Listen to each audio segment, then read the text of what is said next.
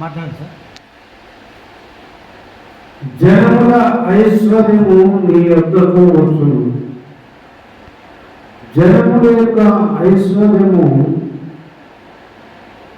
మనం చేసే వ్యాపారంలో లోకములో జనము ఒక దేశము నుండి ఇంకొక దేశానికి వ్యాపారాలు జరుగుతున్నాయి.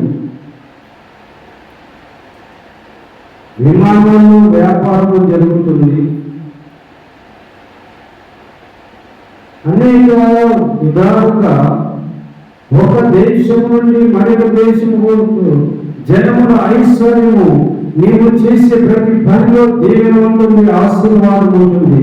జనములు ఎంత జ్ఞానులు ఉన్నారు, పెద్ద పెద్ద కోటేశ్వరుల వారి యొక్క ఐశ్వర్యం కూడా నీ వైపు తిప్పబడుతుంది. నీ వద్దకు వస్తుంది. ఎట్లా వస్తుందో నీకు తెలియదు.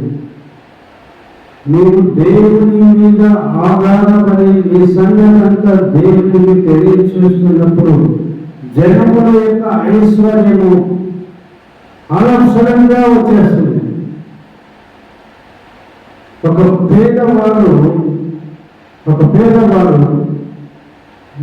గొప్ప ధనవంతులైన కుటుంబంలో పని చేస్తూ ఉంటాడు. నమ్మకంగా పని చేస్తూ ఉంటే వారి నమ్మకత్వాన్ని బట్టి ఆ యొక్క పని వారికి దాదాపు ఒక 10 కోట్లు వారికి ఇచ్చేస్తారు. అరే బాబు, నువ్వు ఎవరితో నాకు తెలియదు, ఎవరికి పుట్టావో మాకు తెలియదు, కానీ మేము మమ్మల్ని తల్లిదండ్రులు లాగా మమ్మల్ని చూస్తున్నాము. మా పిల్లలు మమ్మల్ని వదిలేసి వెళ్ళిపోయారు, కానీ మేము మాత్రం మమ్మల్ని బాగా చూస్తున్నాము అని ఆ పని వారికి 10 కోట్ల రూపాయలు వాళ్ళు ఇవ్వడం జరిగింది. అలాగా జనముల యొక్క ఐశ్వర్యము నీ వద్దకు వస్తుంది.